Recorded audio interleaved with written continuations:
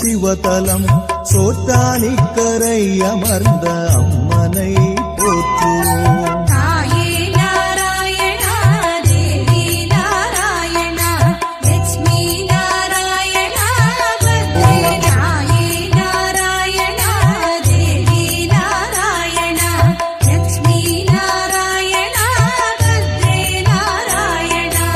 அரணின் திருக்கோனாட்சி நடைபெறும் சிவதலம் சோற்றானிக்கரை அமர்ந்த அம்மனை போற்றுவோம்.